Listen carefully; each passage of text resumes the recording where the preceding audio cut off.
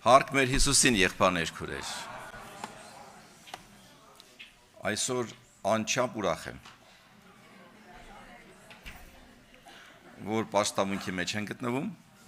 անչափ ուրախ եմ, որ եկել եմ Հիսուսի ժողովրդի մեջ, եւ ամենամեծ ուրախությունը իմ եւ ձեր համար նա է, որ մեր հետ այստեղ ներկայ է Քրիստոս։ Ալելույա։ Մենք էլ աշխարհի ամենաուրախ եւ երջանիկ ժողովուրդն ենք, որովհետեւ համ երկնքի խոստմունքները ունենք, համ էլ մեր առօրյա խոստմունքներն ունենք։ Եվ այն գերազանց ուխտը, որը այսօր պատվական ուխտը, որ ունենք, գործում այստեղ երկրի վրա եւ շարունակվելու է երկնքում։ Հարկ մեր Տիրոջը։ Այսօր եղբայրներ քուրեր, եկեղեցին ապրում է գերազանց ընթացք։ Երբեք եկեղեցու պատմության մեջ նման ժամանակաշրջան չի եղել, որ նա հալածանք չունենա։ Այսօր եկեղեցին չի հալածում Հայաստանում։ Եկեղեցին 30 տարի շարունակ չի հալածում Ռուսաստանում։ Նման ժամանակաշրջան չի եղել։ Եվ այս ժամանակաշրջանը եղբայրներ քուրեր ունի իր նպատակը։ Այստեղ նստած են եղբայրներ, որոնք շատ պարզ հիշում են այն ծանր օրերը, երբ որ 10 հոգուց ավել չեն կարող հավաքվել։ Եվ մեր խոսքը, մեր բառապաշարի մեջ հաստատվեց մի տենց խոսք. գնում ենք տասնյակի, որովհետև 10-ից ավել չենք հավաքվում։ Ո՞վ է հիշում տասնյակները, եղբայրներ քուրեր։ Հիշում եք։ Հիմա էլ չենք ասում գնում ենք տասնյակի, գնում ենք պաշտամունքի։ Այն տասնյակներին մենք չենք հավատում, որ կարա մի ժամանակ գա, որ ազատ հավաքվենք, ազատ երկրպագենք Տիրոջը։ Հիմա այդ օրերը մենք վայելում ենք, փառք մեր Տիրոջը։ Դա նրա շնորհքն է, նրա ողորմությունն է եւ Աստծո ժողովրդի աղոթքների հետևանքն է։ Բայց մենք գիտենք Աստված երբեք ոչ մի բան պարապտեղը չի անում։ Աստծո բոլոր խոսքերը եւ իր արած գործը եկեղեցու հանդեպ միշտ ունի աստվածային նպատակներ, եղբայրներ քուրեր։ Եվ այս օրերը չեն տրված մեզ, որ մենք քեֆերի մեջ ապրենք, որ մենք ընդհանրապես հենց ուրախ վայելենք եւ ոչ մի բանի մասին հոգ չտանենք։ Դրա համար չեն տրված։ Եվ առաջի համարը, որ կարդանք, գրված է Եսայիա մարգարեության 60-րդ գլուխ, առաջի համարի առաջի մասը։ Վեր կաց լուսավորվի, որովհետև լույսդ եկել է։ Վեր կաց լուսավորվի։ Սա հրաման է, եղբայրներ քուրեր։ Մարդը ինքնուրույն չի կարող լուսավորվել, որտեղ մեր մեջ լույս չկա։ Խավարը երբեք ինքնուրույն չի կարող լուսավորվել։ Բայց այս խոսքը ուղղված է Տիրոջ ժողովրդին, ասելով վեր կաց եւ լուսավորվի, որովհետեւ լույսի ժամանակը եկել է արդեն։ Բայց տեսեք, լույսը կարող է գա, իսկ մարդը շարունակի քնի։ Կան չէ՞ տենց մարդիկ, կան ծույլիկ երեխաներ, արդեն ժամը 3:12-ին քլը քնած է։ Ուրիշները արդեն դասի են գնացել, գործ են արել, հարցեր են լուծել, չէ՞։ Գումար են աշխատել, իսկ երիտասարդը քնած է մինչև 12-ը, մինչև 1-ը։ Լույսը չի օգտագործում։ Այստեղ գրված է, որ քո լույսը, անձամբ քո լույսը եկել է, եւ դու պիտի ոտքի կանգնես։ Համարի երկրորդ մասը ասում է. Տիրոջ փառքը ծագել է քեզ վրա։ Տիրոջ փառքի լույսն է եկել, եղբայրներ քուրեր։ Չի եկել մեր գաղափարի լույսը։ Չի եկել մեր փառավոր անվան լույսը։ Տիրոջ փառքի լույսն է եկել։ Եվ կարծես այս ամենը մարգարեն դնում է մի կողմ, եւ ահա նկարում է մի ուրիշ շատ ծանր նկար։ Եվ ասում է, որովհետև ահա խավարը ծածկել է երկիրը։ Եվ մենք տեսնում ենք երկիրը, որի մասին մարգարեն ասում է խավարը ծածկել է, ոչ թե պիտի ծածկի, այլ արդեն ծածկել է։ Եվ աշխարհը սովորել է ապրել խավարի մեջ։ Դա դարել է ինչ-որ մի բնական երևույթ աշխարհի համար։ Նրանք խավարի մեջ ապրել են 10 տարի առաջ, 50 տարի առաջ, 100 տարի առաջ, 10 տարի առաջ, 10 դարեր առաջ, նրանց համար խավարը նորմալ մտնելորդ է։ Բայց եկեղեցու համար ոչ։ Եվ շարունակում ենք տեսեք ինչ ասում ասո խոսքը։ Եվ մարախուղը ազգերը։ Երբ որ մարախուղը իջնում է ինչ որ տեղի վրա, կարծես ոնց որ լույս է, բայց բան չես տեսնում։ Բան չես հասկանում, որտեղ ես գտնվում, ուր պիտի գնաս։ Մի անգամ մեքենայով գնում ենք, ընտանիքովս երեխաները բոլոր մեքենայի մեջ ենք, եւ մտանք մի գյուղ, այդտեղ պիտի պաշտամունք լիներ, եւ ինչպես ես հիշում եմ, կարծես ճիշտ եմ գնում, ճանապարհը ճիշտ եմ բռնել, բայց մառախուղը սարսափելի մառախուղ։ Ես էլ կամած մեքենան քշում եմ, որտեղ պետքա թեքվում եմ, եւ սրտիս մեջ անհանգստություն։ Կանգնիր։ Ես ասում, բայց խիպտի կանգնեմ, հիշում եմ, սենց պետք է գնամ։ Նորից կանգնիր։ Վերջապես կանգնեցի, մեքենան կանգնեցի, դուռը բացում եմ, որ իջնեմ, ոտս իջացնում եմ, հատակը չեմ տեսնում։ Դու մի ասա, եզրին եմ կանգնած արդեն։ Եզրին։ Դեռ խորը առու է, շատ խորը, մեքենան շուր կգար։ Եղբայրներ քուրեր, խավարի մեջ քայլող մարդը 100% մոլորվելու է։ Ոչ թե 90%, ոչ թե 99%, 100% մոլորվելու է խավարի մեջ ապրող մարդը։ Մառախուղը ինչքան է լավը լինի, նա մարդուն սուտ է խոսում։ Բայց ոնց շարժվենք եղբայրներ քուրեր։ Ամբողջ մարդկության պատմության մեջ հանդիպում են տարբեր փիլիսոփաներ, տարբեր գեղեցիկ ուսմունքներ, տարբեր դրվածքներ եւ վիճակներ։ Գրված են հազարավոր, 100 հազարավոր գրքեր են գրված։ Ինչպես պետքա ճիշտ ապրել, ինչպես պետքա երջանկություն վայելել, ինչպես պետքա տարբեր հարցեր ընտանիքի լուծել, բայց միայն մի գիրքն է մարդուն լույս տալիս։ Աստվածաշունչը, ալելույա։ Եվ այստեղ գրված է, քո լույսը եկել է։ Այս խոսքը ուղղված է քեզ, ուղղված է Աստծո ժողովրդին, որը գիտի Տիրոջ մասին, որը գիտի ով Աստված, բայց հələ ոտքի չի կանգնել։ Շատ հոգևորներ, եղբայրներ քուրեր, այսօր ապրում են մի հաստատության վրա։ Ես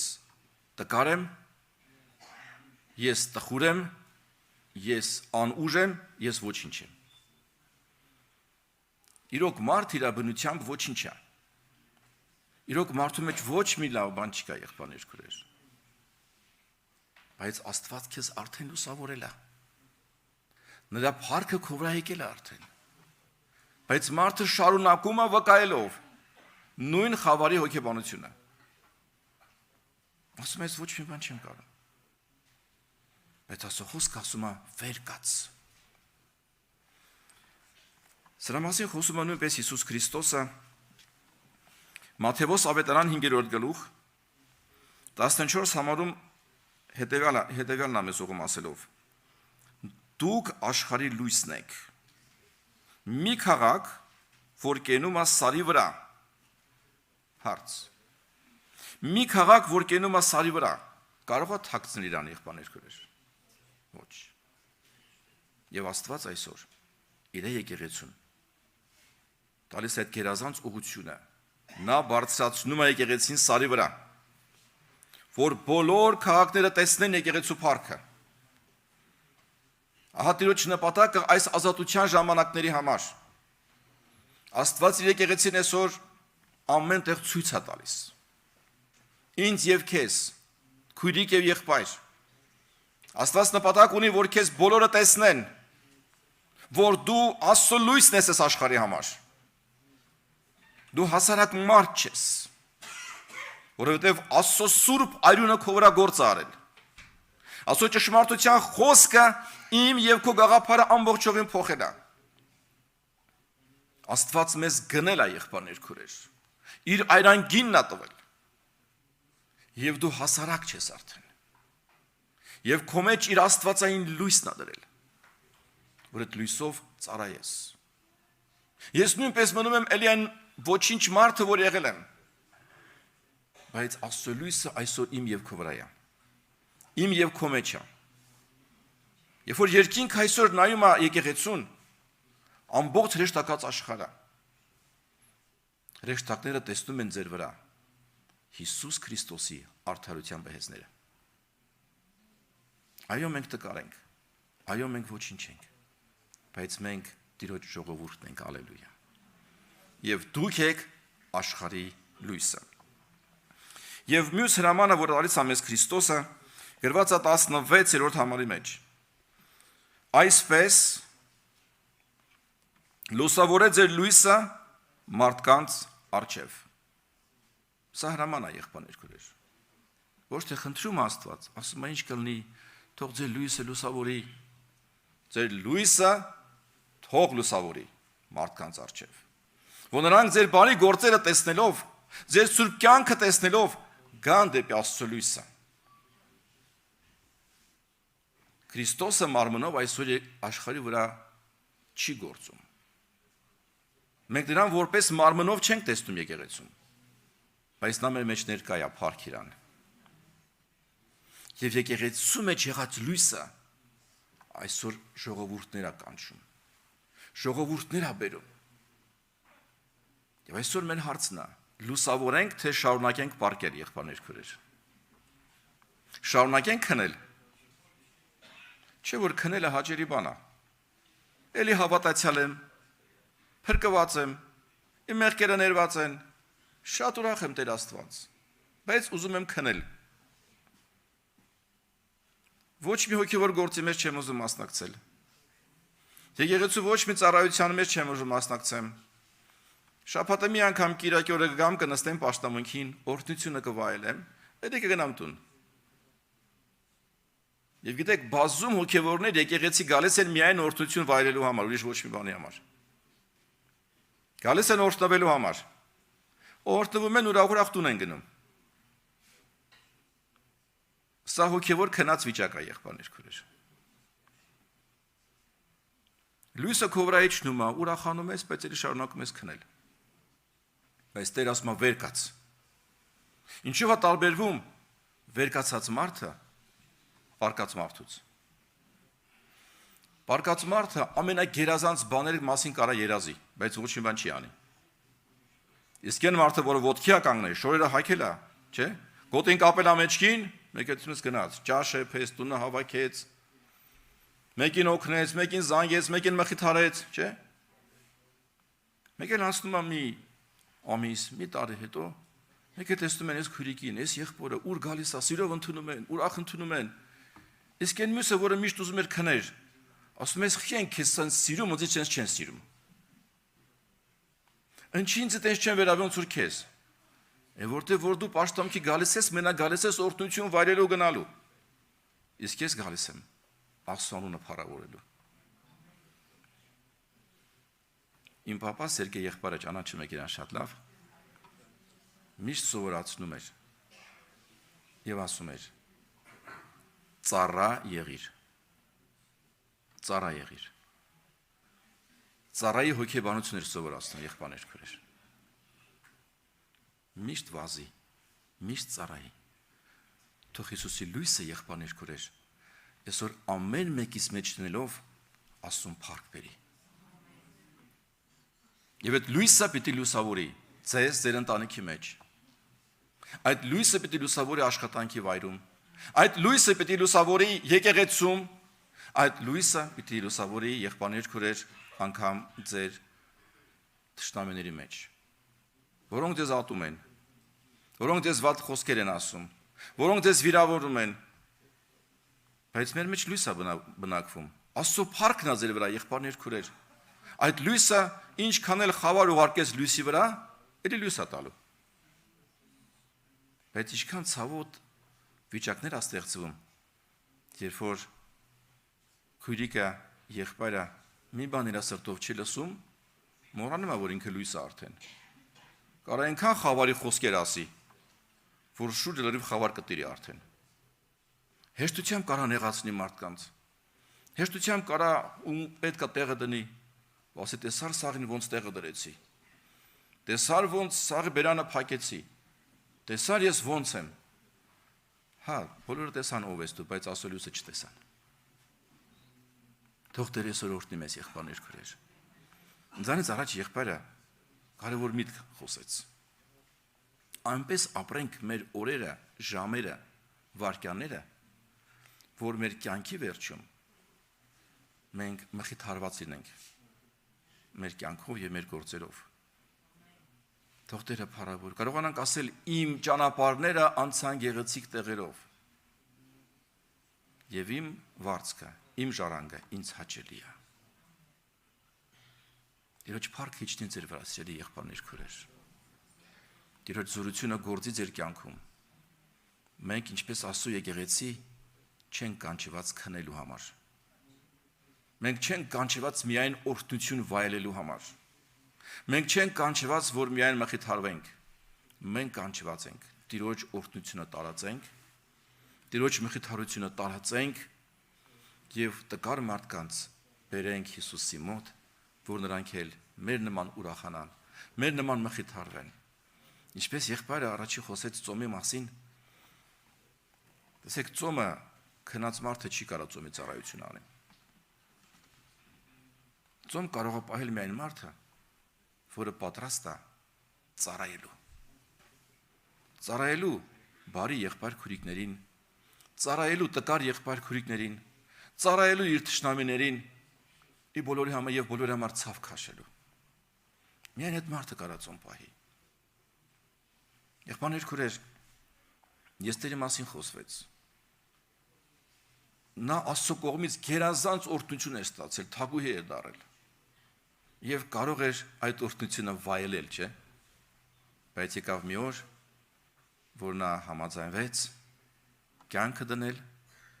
ամեն բանից զրկվել, բայց Աստծո փառքը, որ իջնի ժողովրդի վրա, եղբայրներ, քույրեր։ Սա արթուն վիճակն է, որ դու ոչ թե միայն քո մասին մտածես, եւ որ ես ոչ թե միայն մասին մտածեմ, այլ Աստծո ժողովրդի համար։ Էլ եմ ասում, մենք ոչինչ ենք,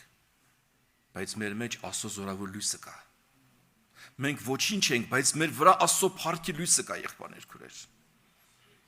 Եվ թող այդ լույսը գործի ամենտեղ։ Թող այդ լույսը մարդկանց կյանք բերի։ Իսկ մենք